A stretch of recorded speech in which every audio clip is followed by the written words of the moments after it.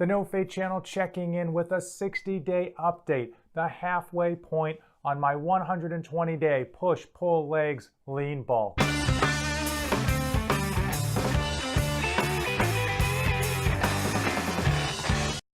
It is the halfway point on my 120-day lean bulk. Now, if this is your first time to the No Fate 24/7 channel, please hit that subscribe button.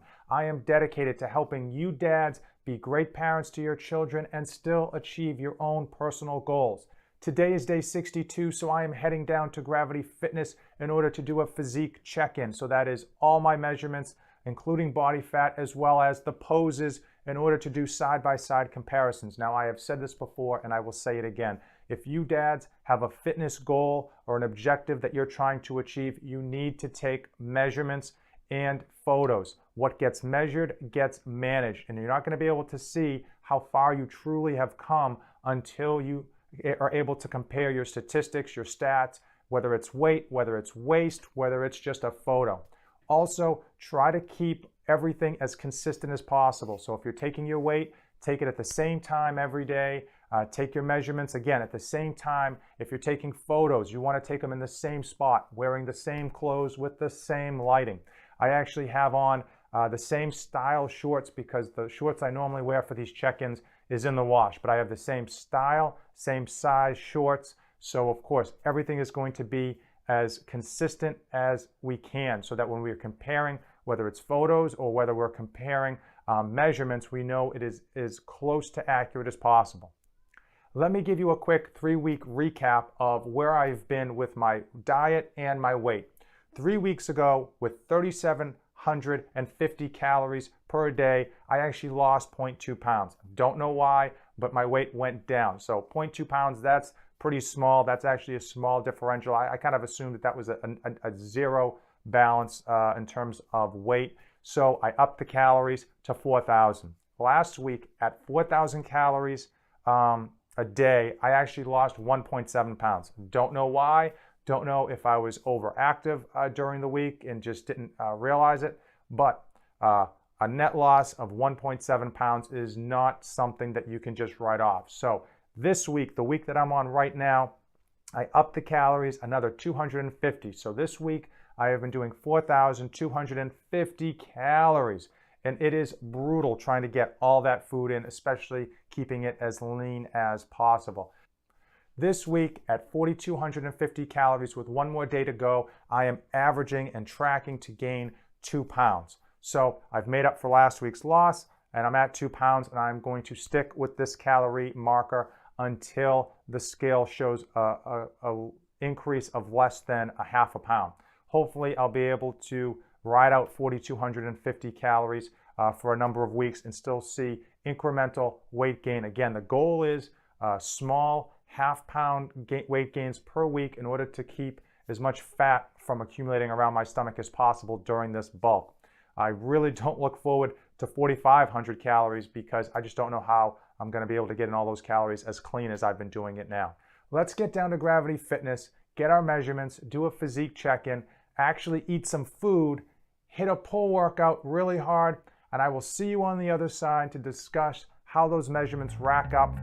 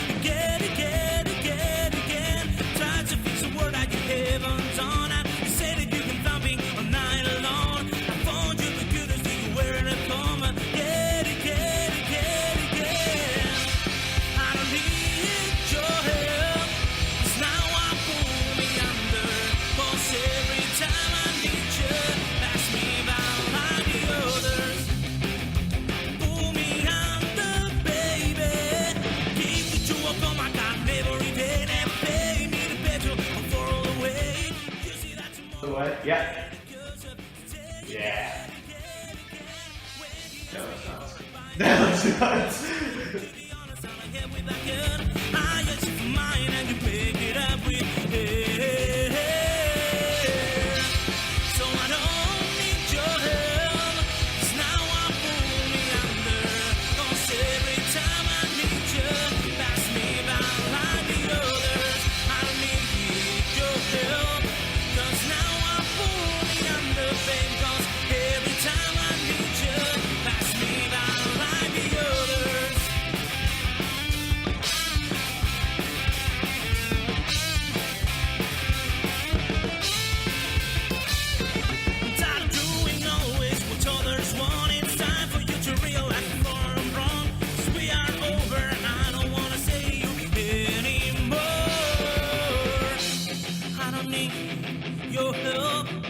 'Cause now I pull me under, baby, 'cause every time I need you, pass me by like the others. I don't need your help.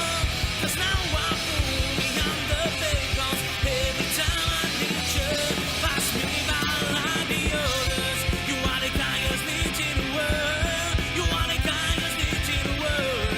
You are the kindest bitch in the world. Pull me under, baby. Now I pull me under, baby. I pull me under, baby. 'Cause now The side-by-side photos clearly show me looking bigger, fuller, more muscular on day 62 than when I started this bulk back on day 1. But let's take a quick look at the numbers and see how they match up. So I gained 9.1 pounds over those 62 days, and with any type of weight gain, some of that is going to be fat. Now, as I started this program out, I wanted to do this bulk as lean as possible to minimize that fat because, of course, as I mentioned, when I store fat, it almost always goes right around my waist. So how did I do on body fat percentage? Well, after 60 days, my body fat is only up 0.1%, which is an extremely small amount for gaining 9.1 pounds with a starting weight of 176.9. So is that 0.1% accurate? And the answer is no. I have tried to standardize my measurements, and I've mentioned this in the past in great detail. But in terms of body fat, I've been using 2 machines and the pinch test and taking an average of the 3. Now, with the machines that are sold over the counter for measuring body fat percentage, those measurements can vary greatly depending on the amount of water you have in your system and the moisture on your hands. Even the pinch test can vary greatly depending on who's taking it and how deep they're kind of going into your tissue to kind of grab that fat.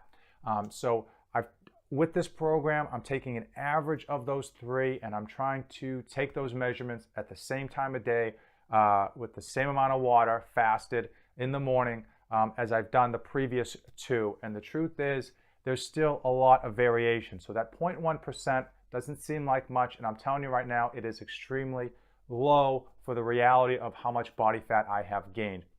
The photos on the side-by-side comparisons don't look bad. Doesn't look like I've gained body fat. It's really have to look closely to see if and where I have gained body fat. In terms of trying to get an accurate body fat calculation, the truth is I think there's like a DEXA scan is one of the only true ways to get a really accurate one, and the other one is where they actually submerge you in water. Both of those I think are expensive, or at least out of my price range for this 120-day bulk. What I will be doing is continuing with the process of measuring the body fat as I have, and hopefully over these 120 days, it should balance itself out, and between the body fat measurements, the scale, and the individual measurements for my body parts, you should get a good reflection of where I am, both in aesthetics and in how much I've grown, whether that's size on my arms or unfortunately size on my waist. So speaking of arms, I gained 1/2 inch on my biceps, which is amazing, which is great. And I think that's one of the things that's clearly a standout in the side-by-side photos when you compare those double bicep front pose.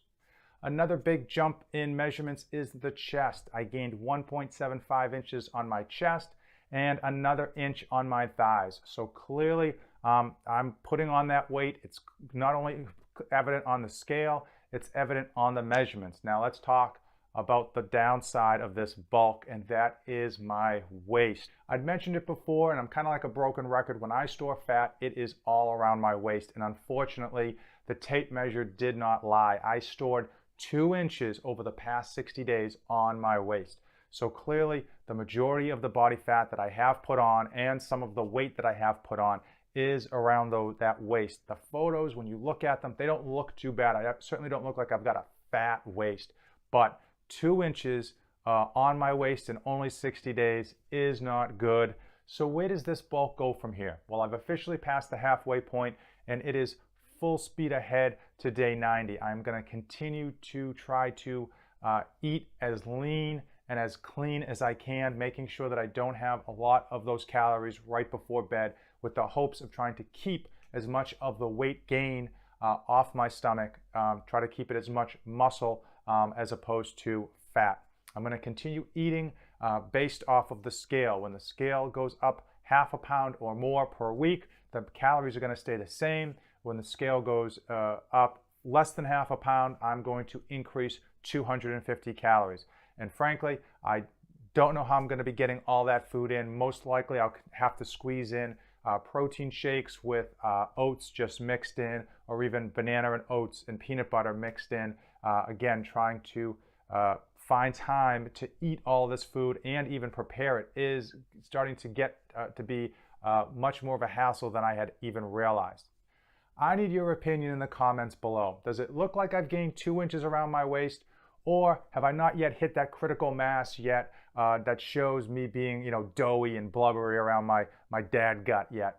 Drop in a comment, let me know. Now, if you've come this far in the video, then you definitely know what to do.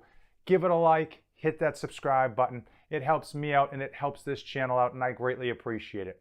As usual, thanks for watching, and don't save anything for the trip back.